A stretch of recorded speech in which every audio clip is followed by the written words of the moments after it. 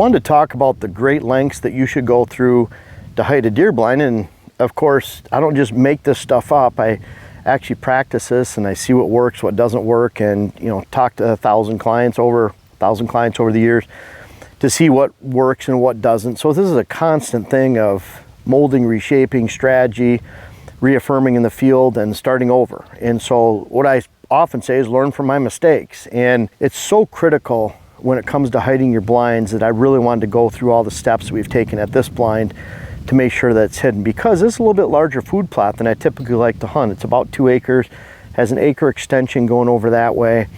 And so if we come in and gun hunt this blind, which is a gun hunting blind, we do have the opportunity to bow hunt, meaning we have corn planted behind Dylan.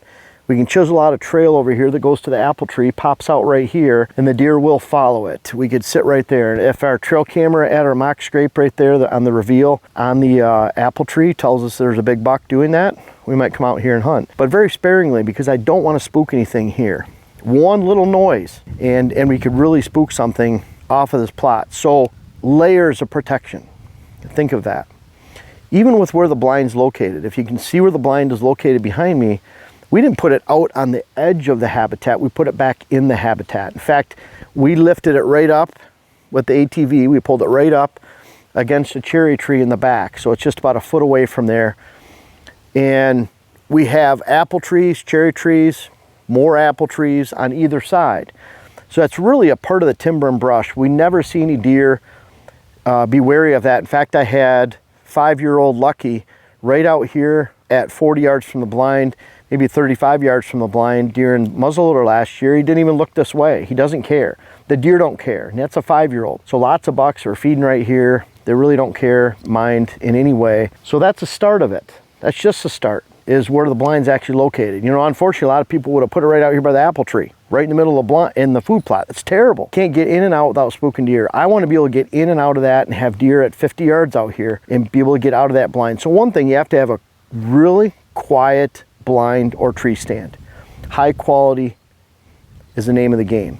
If you're buying the cheap stuff from the box store that costs 50 bucks for a ladder and tree stand, $100 for a combo, it's probably not going to be very quiet. That's why we use all USA steel made, Charlotte, Michigan, the family tradition tree stands, the highest quality stand I believe on the market, just USA steel. It's hard to beat that. So quiet stand location and access, and then hidden.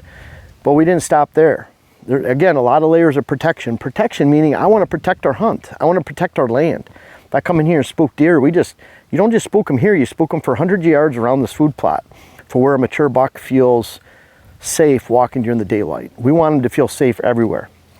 If you look back here, we had this food plot expanded back here. We added about an acre. So Jared came in and expanded it for us, moved the timber over here, and you guys know I don't like walled timber, but 90% of this food plot doesn't have timber because we put it all in one spot. Where do we put it? We put it near the blind. But we didn't stop there. Jared this year pulled all these logs out in front of the blind. Just further protection. I don't want deer walking under the blind like they did last year, getting close to it. At the same time, it gives us that wall to walk behind when we get into the blind. Now, another layer. We have big rock trees, silky willows, shrubs planted right here, right in front. These will be 12 feet tall and 12 feet wide within 5 years. We have hybrid willows and hybrid poplar stabbed in between the logs back here. Those will be 15 feet tall, 20 feet tall, 25 feet tall in the case of the hybrid poplars within 5 years. So again, layer protection with the silky willows, the trees, the logs. We've hidden the blind. It doesn't stop there. When we move this way out into the food plot, we're going uphill. I'm coming in at one of the lowest spots on the food plot. That means that if there's deer halfway out, by the time I get halfway down the stairs, they can't see me. So just lay of the land in the food plot. From the blind, we can see about 2/3 of the food plot. I'd rather see 100%, but because we can only see 2/3, that means when we get down in the ladder and climbing up the steps in the back, we can't see most of the plot. That allows us, the further we go down, when we're down standing here at the base back there, we can see about 20% of the plot, and that's it. When we get up to the top, we can see about 2/3. We're right on that edge of elevation where we get to see most of the plot, but we can get in and out without spooking deer. So the elevation is key. The screening in front that's planted, the logs that have been moved in, and then hiding the blind right there. But as you can guess, those aren't the only layers of protection we have. Let's go back here and I'll show you. This whole end right here, you can already see in some locations, you can see we have switchgrass popping down by my feet in here. So we have switchgrass coming up already, but this whole end right here is all planted in switchgrass. That switchgrass will be 6-7 feet tall, and that's to further hide us from getting in and out. We're giving up this little, it's probably a 1/20th of an acre at most of a food plot. We're giving up, and then you can see switchgrass on this line right here. So we already have switchgrass on that outside line for screening on this side. So we can come around here, and then when we access the stand, we're accessing through that valley directly behind the Kubota. That means the deer that are that way in the field, 100 yards or more, can't see us. They can't see us 100 yards or more that way. So we're coming in a low spot. There's a half mile of edge right here. So we're coming in a very precise location from the backside where there's no deer. We can slip right over that valley and not spook deer out in this plot. They can't see us coming. Then we have a switchgrass layer here. Then you can see all the thick brush that we have even walking in. So we have a tunneled trail access through the switchgrass that walks right up to the back and into the steps. So when we come into this, we have the front blocked off with planted shrubs, bushes, logs drawn in. We've used the elevation of the land. We've hidden the blind to begin with. We have a bank of switchgrass we'll eventually be walking in. Right now we just walk around through the edge of the cover right through here.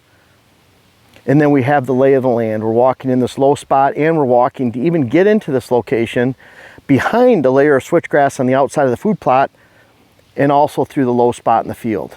Many different layers of protection to make sure that we can get in and out of this stand without spooking deer. And you know, that's not only how you hide a blind, but that's how you access a stand location for hunting.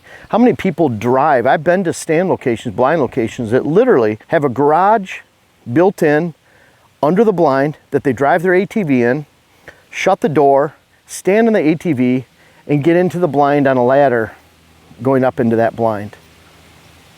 As if no one knew the ATV was there, or as if no deer knew the ATV was there. So many people walk into their tree stand or their blind and are completely exposed. Who cares when you get into it, they can't tell you there. If they heard you coming, if they heard you 200 yards away with something noisy, and you get into that position. This is how we try to set up every blind on the property so that we can get in and out without spooking deer. And what does that do for us then? That means that when we're hunting on the property, we're hunting the oldest bucks that can be here. We're not disturbing that deer herd. We're spreading out our deer herd because we're not putting too much pressure over there and all the deer move over here, move off the land. Everything's settled down so the does and fawns that want to come out to this food source every single day and bed nearby do so. Bucks will bed behind them in the cover and the depth of cover that we have because we're on the edge of our property. We're not pulling them from the ag fields. They don't bed there. So we can keep everything intact around the entire property, every stand location, every blind location, by having hidden access so the deer never know that we're coming until we actually shoot them. And that's really the name of the game.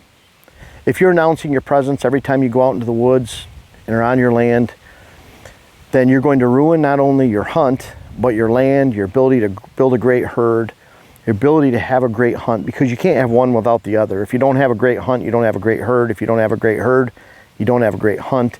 It all boils down to safely accessing and quietly accessing your stand locations and blind, and making sure that you move about your property as a true predator that we are, and really allowing the deer to feel like they're relaxed on your land, that it's a low stress place for them to call home, allow you to build that great herd and hunt. And really a lot of it goes back to, probably 90% of it, not necessarily even what habitat you plant, what kind of food plot you have, if you have water holes or not, the type of mock scrapes you have, if you built bedding areas, travel corridors. The lowest hole in the bucket is how you hunt the land, and a lot of that boils right back to how you locate your blinds and tree stands and allow yourself to get on and off your land without spooking deer this deer season. Hey folks, I really appreciate you watching, and I want to invite you to check out our main website, whitetailhabitatsolutions.com. I'm going to miss all these, but we have seed to offer, hats, articles, web classes, books, consultations, and even a new podcast. I think we have 17 podcasts out there right now for you to listen to.